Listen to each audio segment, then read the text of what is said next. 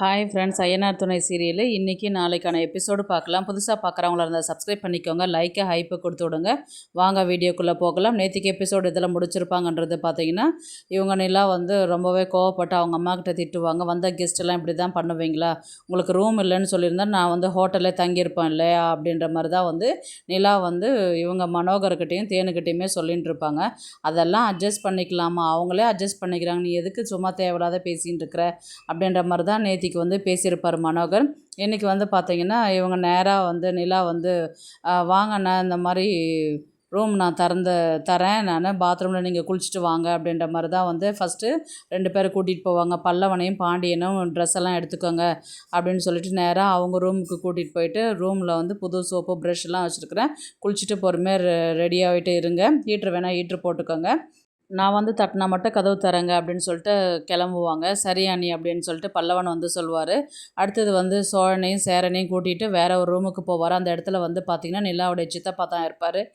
என்னாச்சு சித்தப்பா அப்படின்வாங்க. என்னாச்சுமா, அப்பா கூப்பிட்றாரா அப்படின்னு கேட்டதுக்கு, இல்லை சித்தப்பா, இல்லை இவங்க குளிச்சுட்டு ரெடி ஆகணும், கொஞ்சம் நீங்கள் லேட்டாக ரெடி ஆகிறீங்களா அப்படின்ற மாதிரி தான் கேட்டதுக்கு, அதனால் நம்ம மாப்பிள்ளை வீட்டுக்காரங்க தானே நம்ம முதல்ல ரெடி ஆகணும், அவங்களே ரெடி ஆக சொல்ல, எனக்கு ஒன்றும் பிரச்சனை இல்லைன்னு சொல்லிட்டு அவர் கிளம்பி போயிட்டார். அதுக்கப்புறம் சேரன் கிட்ட தான் அண்ணன் நீங்கள் பொறுமையாக நிதானமாக ரெடி ஆகிட்டு வாங்க, அவங்க அனுப்பிட்டாங்க அப்படின்றதுனால நீங்கள்லாம் யோசிக்காதீங்க அப்படின்னு சொல்லிட்டு, எதுவாக இருந்தாலும் எனக்கு கால் பண்ணுங்கள், நான் கதவு தட்டினா மட்டும் நீங்கள் தரேங்க அப்படின்னு சொல்லிட்டு அங்கேருந்து சொல்லிட்டு கிளம்பி போவாங்க. உடனே சேரன் ஏன்டா யாரோ ஒருத்தர் இருந்தாரோ அவங்கள வர அனுப்பி விட்டாங்க, அதுதான் நிலா சொல்லிச்சு இல்லைண்ணா, எதுவாக இருந்தாலும் நம்ம பொறுமையாக ரெடி ஆகிட்டு போகலாம் விடுண்ணா அப்படின்ற மாதிரி தான் சோழன் சொல்லுவார். நேராக எல்லாருமே ரெடி ஆகிட்டு கிளம்பி மண்டபத்துக்கு தான் வருவாங்க. அங்கே பார்த்திங்கன்னா எல்லாமே அப்போ தான் ரெடி பண்ணிட்டுருப்பாங்க. உடனே இவங்க எல்லாருமே உள்ளார வந்துடுவாங்க. சேரன் மட்டும் வரமாட்டார். அந்த நேரத்தில் மனோகர்கிட்ட தான் சேரன் பேசின்னு இருப்பார், கூடவே நடேசனும் இருப்பார்.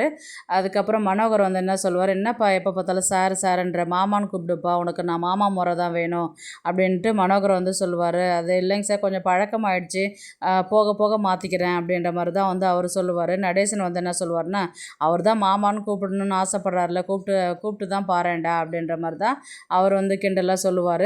அதுக்கப்புறம் உள்ளார வரும்போது இவங்க ரொம்பவே நிலா பயப்படுவாங்க. ஐயோ எதனா சொல்லிடுவாங்களோ அண்ணனை அப்படின்ற மாதிரி தான் எதிர்பார்த்துன்னு இருப்பாங்க. அவங்க நிலா சேரனை பார்த்த அடுத்த செகண்டு தான் கொஞ்சம் அவங்களுக்கு ஒரு உயிர் வந்த மாதிரி இருக்கும். என்னென்ன எங்கள் அப்பா எதனா சொன்னாரா அப்படின்ற மாதிரி தான் வந்ததுக்கப்புறம் கேட்பாங்க.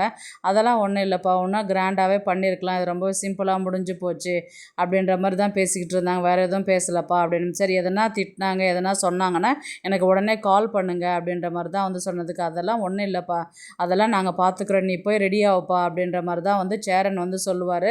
உடனே தனியாக பல்லவனை கூப்பிட்டு, டே பல்லவா, எதுவாக இருந்தாலும் வீட்டில் யாராவது எதனா சொன்னாங்கன்னா எனக்கு உடனே கால் பண்ணு அப்படின்னு சொல்லிட்டு சொல்லுவாங்க. அதெல்லாம் ஒன்றும் இல்லை, நீங்கள் போங்க ரெடி ஆகுங்க, எதுவாக இருந்தாலும் நாங்கள் பார்த்துக்க போகிறோம் அப்படின்ற மாதிரி தான் சொல்லுவாங்க. உடனே மனோகர் தாஸ் கிட்ட தான், அந்த டிரைவரை கூட்டின்னு போயிட்டு மேக்கப் ரூமில் விட்டுட்டு வாடா அப்படின்னு சொன்னதுக்கு, நான் போக மாட்டேன், போடா அப்படின்ற மாதிரி தான் சொன்னதுக்கு, வாங்க மாப்பிள்ள மேக்கப் பண்ணுறதுக்கு போகலாம், இந்த வரேன் இரு மச்சான் அப்படின்ற மாதிரி தான் சொல்லிவிட்டு பல்லவனுக்கு தனியாக கூப்பிட்டுட்டு போய் பேசுவார்.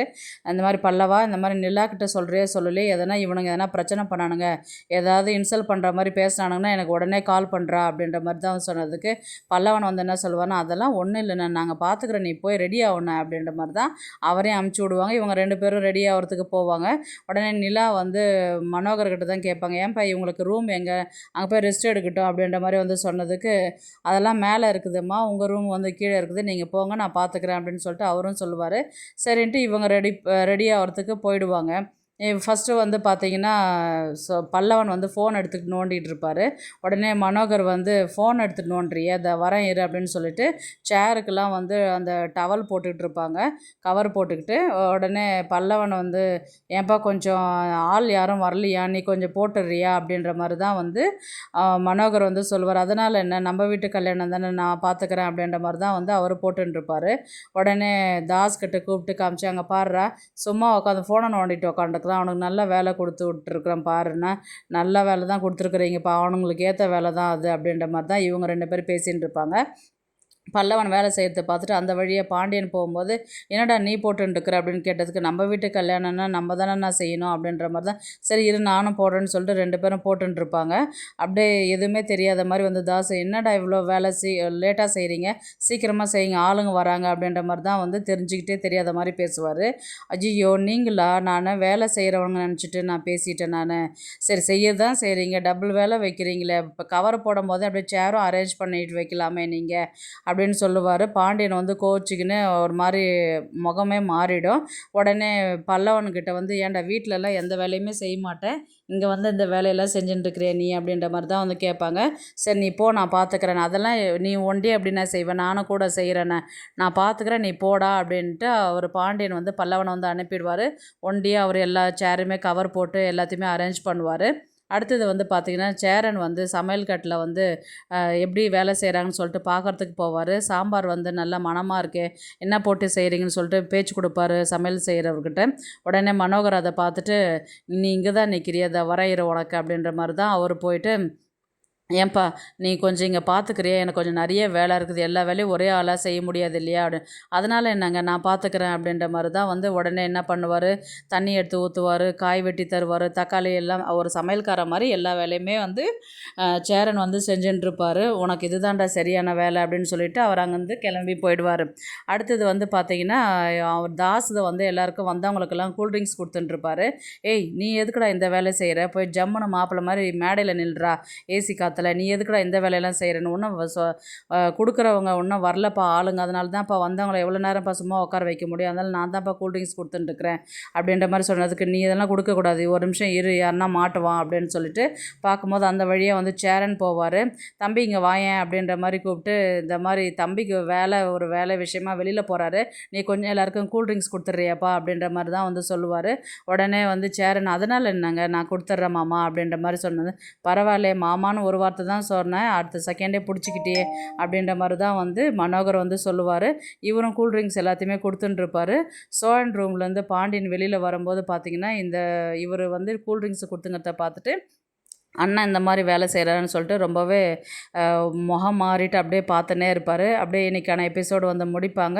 நாளைக்கு வந்து பார்த்திங்கன்னா, உடனே பாண்டியன் வந்து, அண்ணன் நீயான இந்த வேலையெல்லாம் செய்கிற நீ அப்படின்னு சேரனை வந்து கேட்பாரு. நம்ம வீட்டு கல்யாணம் தானேடா, நம்ம செய்யலாம் விடுறான்னு, அது சரி கூட நான் பார்த்துக்கிறேன், நீ ஏன் உன் சட்டையெல்லாம் அப்படியே நனைஞ்சு போயிருக்கு, இல்லைடா கிச்சனில் இருந்தேன் நான், அதனால தான் எனக்கு கொஞ்சம் நனைஞ்சு போச்சு சட்டையெல்லாம், சரி ஃபேன் காற்றுல நீ உட்காரு நான் கொடுத்துட்டுருக்குறேன் அப்படின்னு சொல்லிட்டு பாண்டியன் வந்து கொடுத்துட்டுருப்பாரு. பாண்டியன் கொடுக்குறத பார்த்துட்டு பல்லவனும் வருவார்.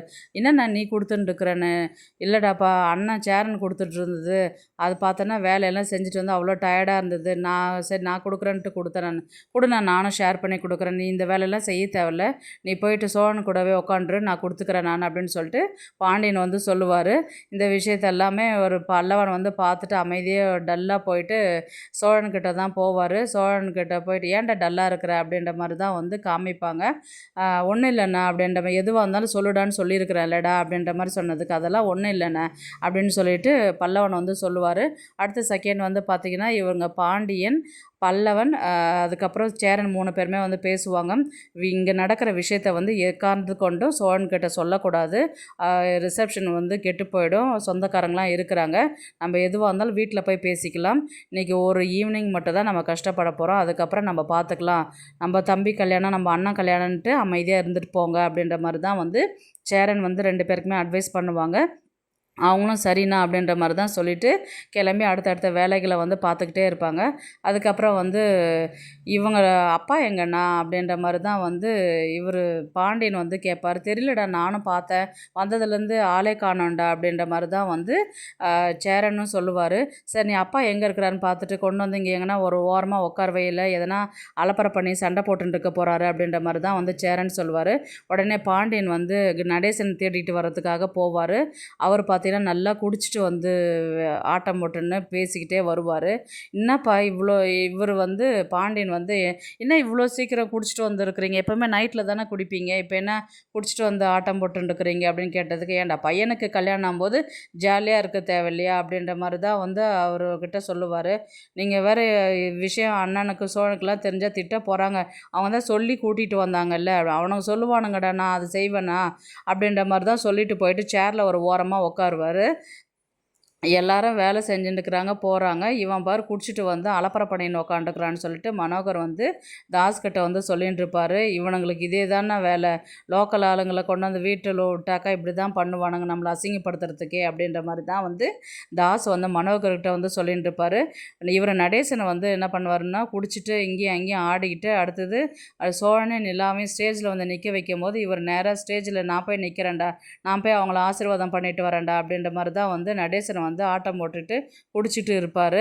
உடனே வந்து சேரனும் பாண்டியனும் வந்து அவரை புடுறா புடுறா அப்படின்னு சொல்லிட்டு இவரை கொண்டு வந்து நிற்க வைப்பார்.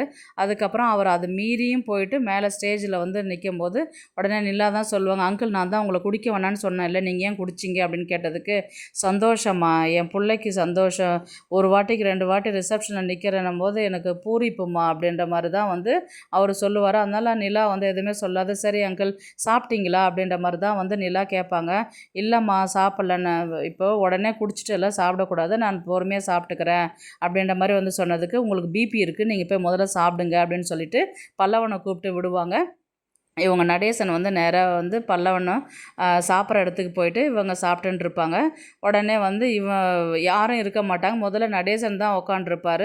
உடனே மனோகர் இதை பார்த்துட்டு யாரும் சாப்பிடல, முன்னே இவனுங்களுக்கு சாப்பாடு கேட்குதா அப்படின்ற மாதிரி வந்து சோத்துக்கு செத்தவனுங்களா இருப்பானுங்க போல் அப்படின்னு சொல்லிட்டு மனோகர் வந்து நடேசனை எழுப்புறதுக்கு தான் வருவார். நடேசனை வந்து யாரடா ஒரு சம்மந்தியை வந்து சாப்பிட்றதுக்கு உக்காந்தவங்கள நீ எழுப்புவியான்னு சொல்லிட்டு அங்கே வந்து சண்டை போட்டுக்கிட்டு குடிச்சிட்டு இருக்கிறதுனால அவருக்கு நிதானம் தெரியாத மனோகர் சட்டையை பிடிச்சி இழுக்கிற மாதிரி தான் வந்து கதையை வந்து கொண்டு போவாங்க. இதனால் பயங்கர பிரச்சனை ஆகிட்டு அங்கேருந்து சண்டை போட்டுட்டு வீட்டை விட்டு வெளியில் வர மாதிரி தான் வந்து கதையை கொண்டு போவாங்க. பார்க்கலாம் கதையை எப்படி எடுத்துகிட்டு போகிறாங்கன்றது. இந்த வீடியோ உங்களுக்கு பிடிச்சிருந்தா ப்ளீஸ் லைக் பண்ணுங்கள், ஷேர் பண்ணுங்கள், சப்ஸ்கிரைப் பண்ணுங்கள். தேங்க்ஸ் ஃபார் வாட்சிங். இந்த வீடியோ பிடிச்சிருந்தா லைக் பண்ணுங்க, நம்ம சேனலை சப்ஸ்கிரைப் பண்ணுங்க. உங்க ஆதரவு ரொம்ப முக்கியம். நன்றி.